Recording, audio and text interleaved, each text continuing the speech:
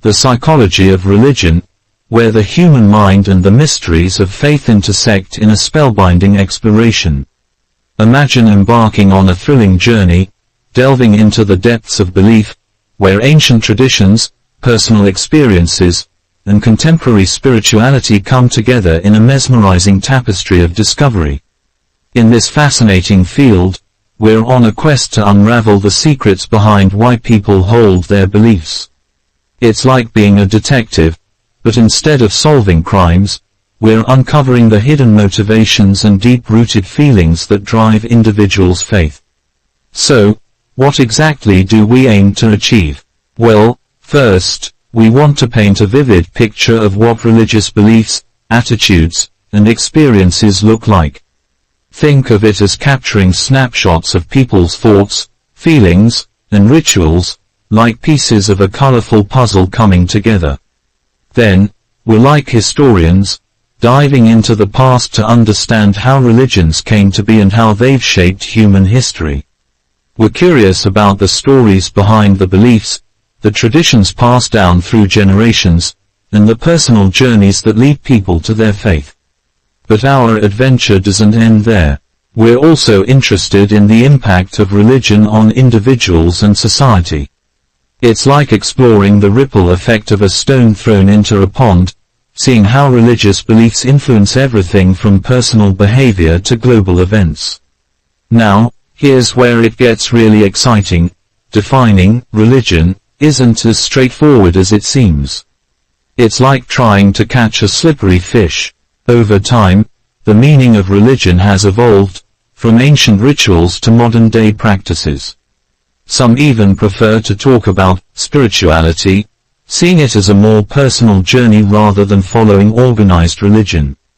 And here's the most intriguing part: religion isn't just about prayers and rituals. It's woven into the fabric of everyday life, shaping how people think, feel, and interact with the world around them. It's like a guiding force, influencing decisions, motivating actions, and connecting individuals in profound ways. So, join us on this thrilling expedition into the heart of human belief, where each discovery brings us closer to understanding the profound mysteries of the human spirit and the awe-inspiring world of religious faith. Psychology of religion consists of the application of psychological methods and interpretive frameworks to the diverse contents of religious traditions as well as to both religious and irreligious individuals. The various methods and frameworks can be summarized according to the classic distinction between the natural scientific and human scientific approaches. The first cluster amounts to objective, quantitative, and preferably experimental procedures for testing hypotheses about causal connections among the objects of one's study. In contrast, the human scientific approach accesses the human world of experience using qualitative, phenomenological, and interpretive methods. This approach aims to discern meaningful, rather than causal, connections among the phenomena one seeks to understand.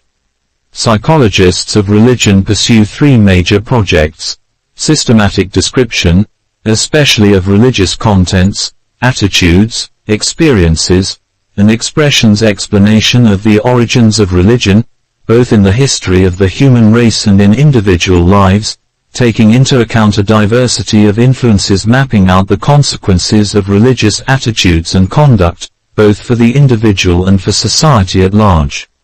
The psychology of religion first arose as a self-conscious discipline in the late 19th century, but all three of these tasks have a history going back many centuries before that. The challenge for the psychology of religion is essentially threefold: to provide a thoroughgoing description of the objects of investigation, whether they be shared religious content, e.g., traditions, ritual observances, or individual experiences, attitudes, or conduct; to account in psychological terms for the rise of such phenomena, whether they be in individual lives; to clarify the outcomes, the fruits, as William James put it, of these phenomena, for individuals, and the larger society. These fruits may be both positive and negative. The first, descriptive task naturally requires a clarification of one's terms, Above all, the word religion. Historians of religion have long underscored the problematic character of this term. They note that its usage over the centuries has changed in significant ways, generally in the direction of reification. The early psychologists of religion were fully aware of these difficulties, typically acknowledging that the definitions they chose were to some degree arbitrary. With the rise of positivistic trends in psychology over the 20th century, especially the demand that all phenomena be operationalized by quantitative procedures, psychologists of religion developed a multitude of scales, most of them developed for use by Protestant Christians. Factor analysis was also brought into play by both psychologists and sociologists of religion, to establish a fixed core of dimensions and a corresponding set of scales. The justification and adequacy of these efforts, especially in the light of constructivist and other postmodern viewpoints, remains a matter of debate. In the last several decades, especially among clinical psychologists, a preference for the terms spirituality and spiritual has emerged, along with efforts to distinguish them from religion and religious. Especially in the United States, religion has for many become associated with sectarian institutions and their obligatory creeds and rituals, thus giving the word a negative cast. Spirituality, in contrast, is positively constructed as deeply individual and subjective, as a universal capacity to apprehend and accord one's life with higher realities. In fact, spirituality has likewise undergone an evolution in the West, from a time when it was essentially a synonym for religion in its original, subjective meaning. Today, efforts are ongoing to operationalize these terms, with little regard for their history in their Western context, and with the apparent realist assumption that underlying them are fixed qualities identifiable using empirical procedures.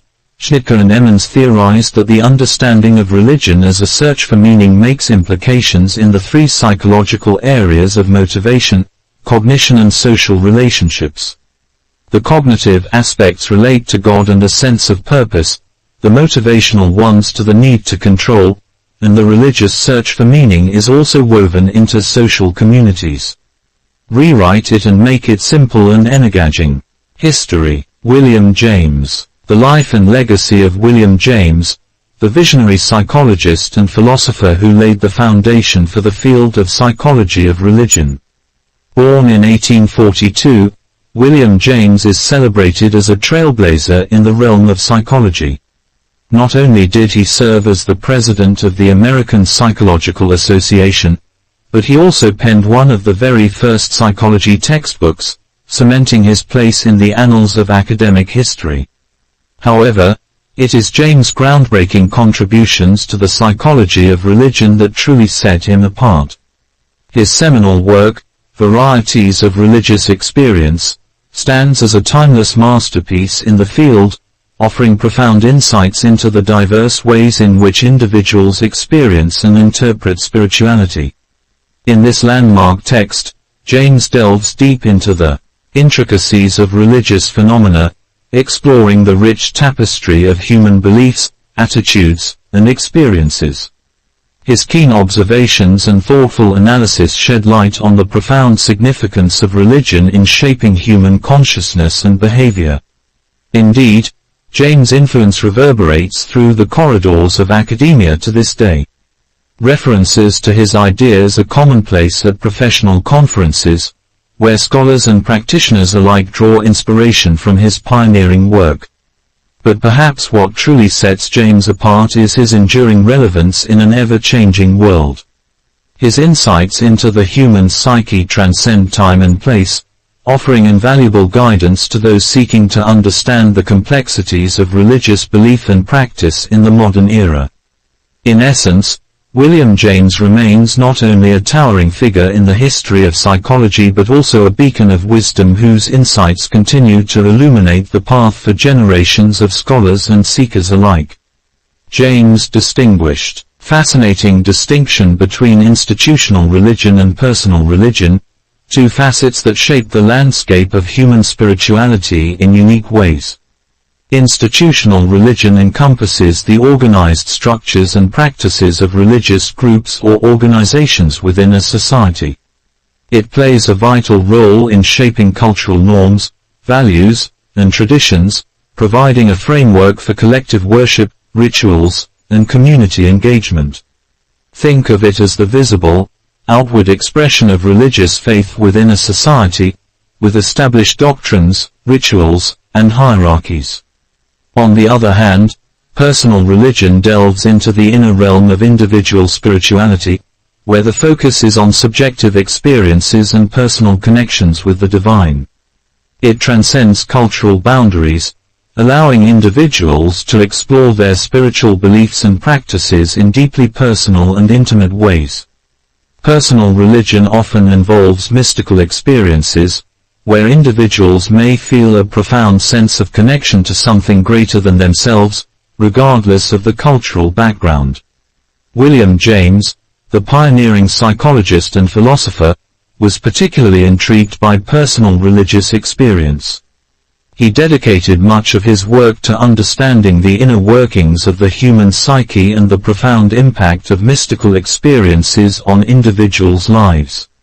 For James, personal religion offered a gateway to exploring the depths of human consciousness and the mysteries of the divine.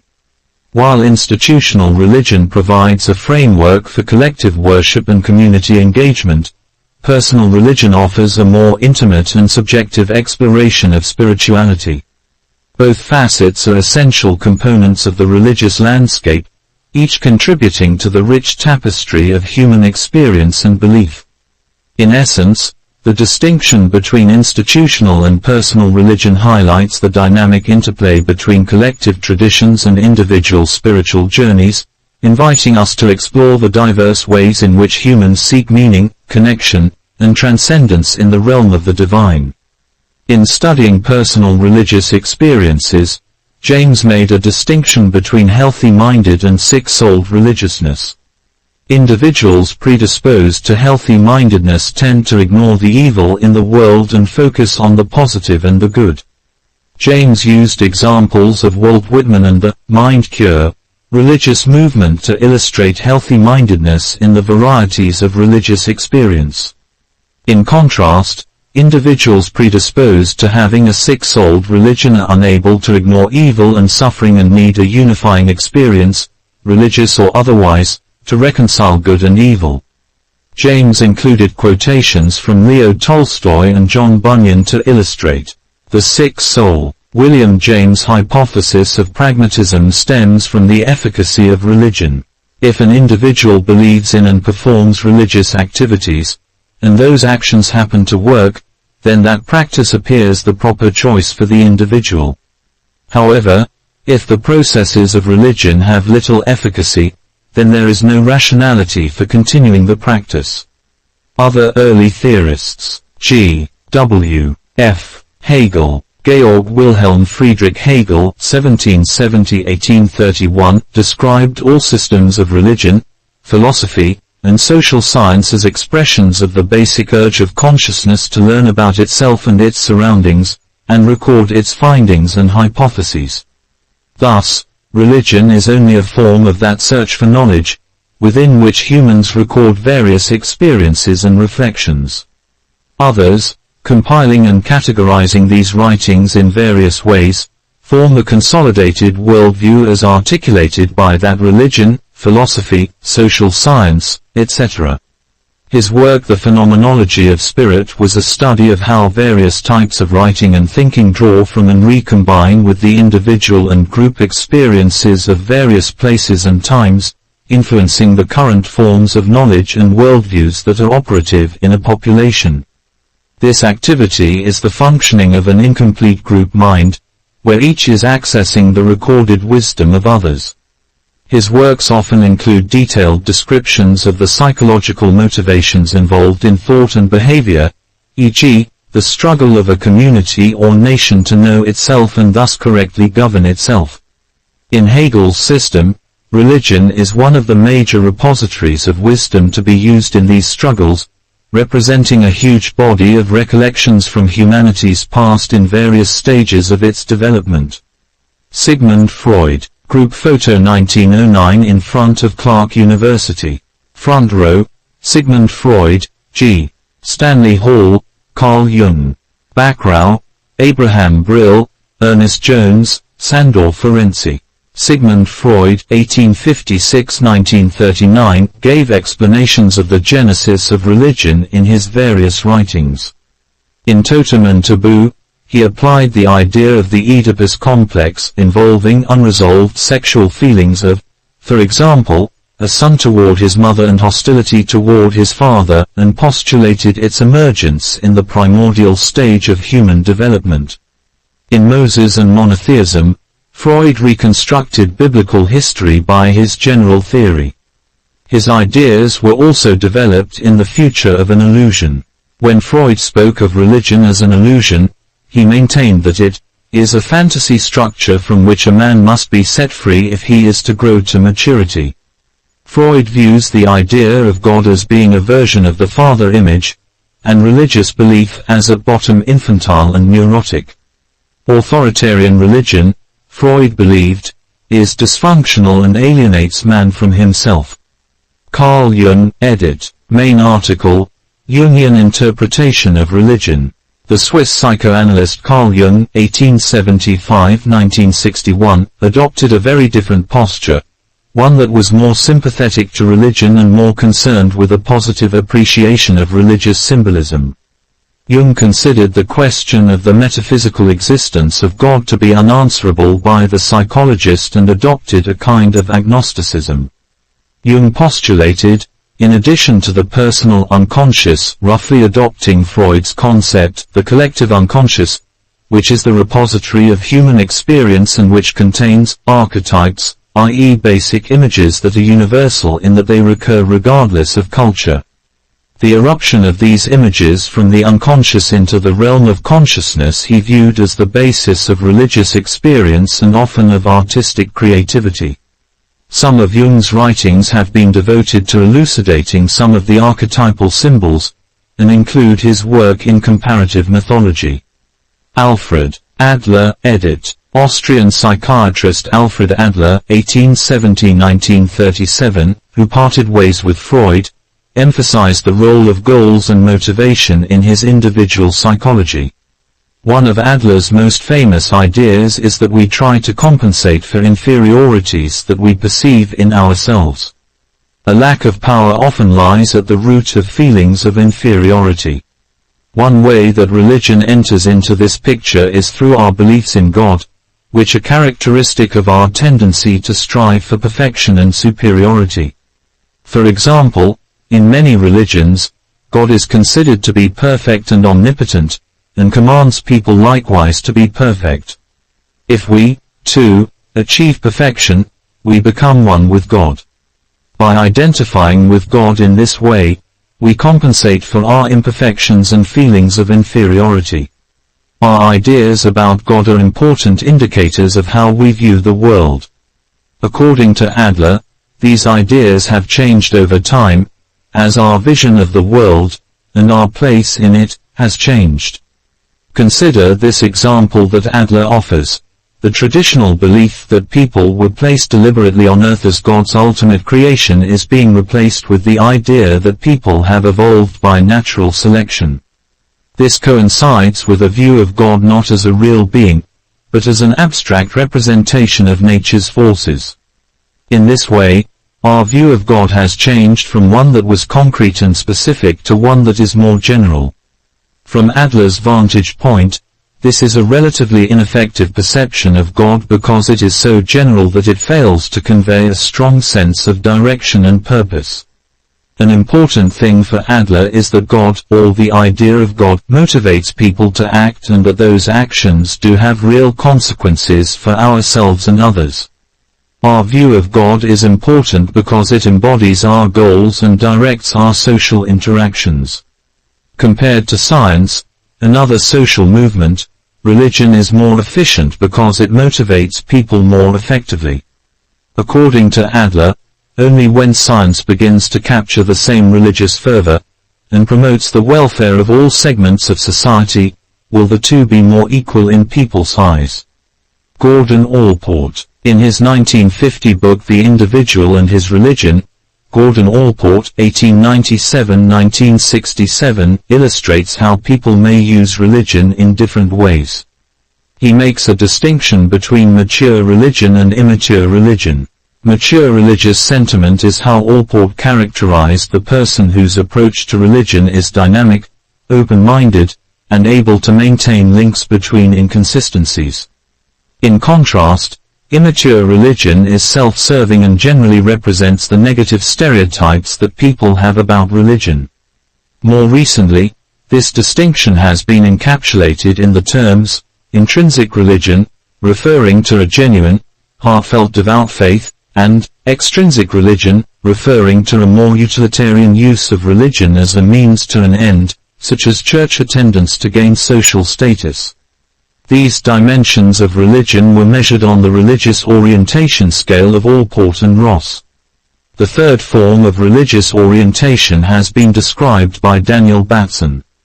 This refers to treatment of religion as an open-ended search. More specifically, it has been seen by Batson as comprising a willingness to view religious doubts positively, acceptance that religious orientation can change and existential complexity, the belief that one's religious beliefs should be shaped from personal crises that one has experienced in one's life.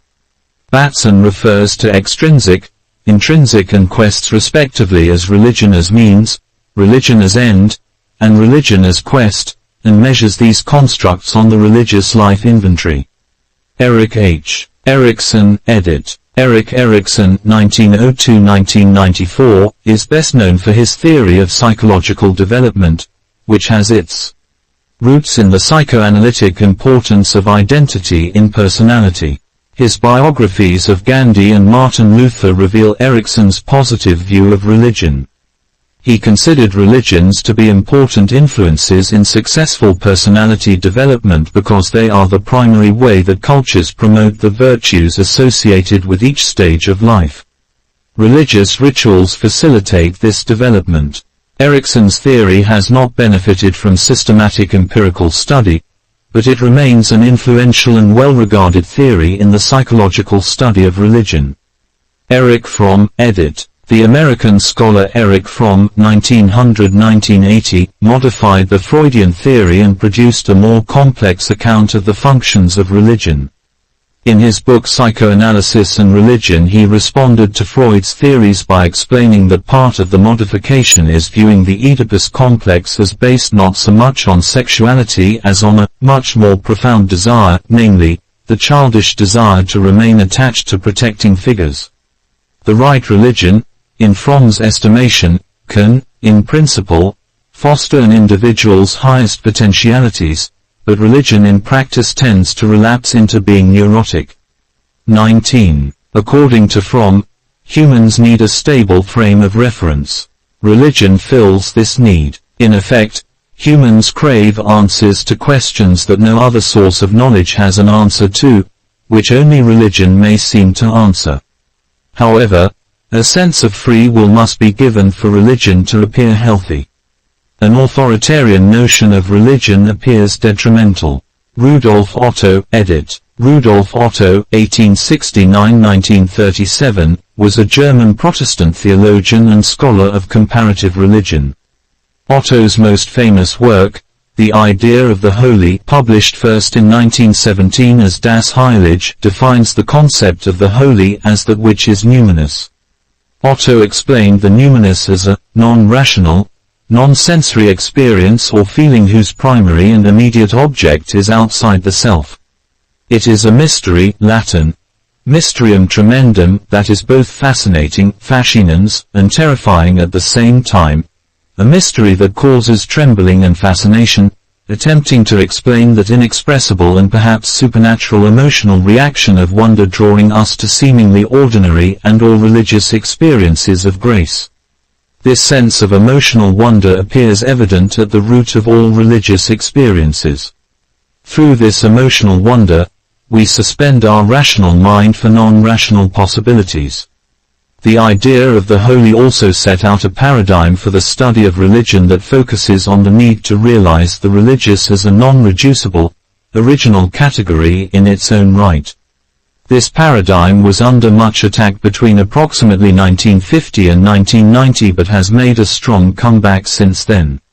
Modern Thinkers, edit. Autobiographical accounts of 20th-century psychology of religion as a field have been supplied by numerous modern psychologists of religion, primarily based in Europe, but also by several US-based psychologists such as Ralph W. Hood and Donald Capps. Alan Bergen, edit. Alan Bergen is noted for his 1980 paper, Psychotherapy and Religious Values, which is known as a landmark in scholarly acceptance that religious values do, in practice, influence psychotherapy. He received the Distinguished Professional Contributions to Knowledge Award from the American Psychological Association in 1989 and was cited as challenging psychological orthodoxy to emphasize the importance of values and religion in therapy. Robert A. Emmons. Robert A. Emmons offered a theory of spiritual strivings in his 1999 book, The Psychology of Ultimate Concerns. With support from empirical studies, Emmons argued that spiritual strivings foster personality integration because they exist at a higher level of the personality. Ralph W. Hood, Jr. Ralph W. Hood, Jr. is a professor of psychology at the University of Tennessee at Chattanooga. He is a former editor of the Journal for the Scientific Study of Religion and a former co-editor of the Archive for the Psychology of Religion and the International Journal for the Psychology of Religion.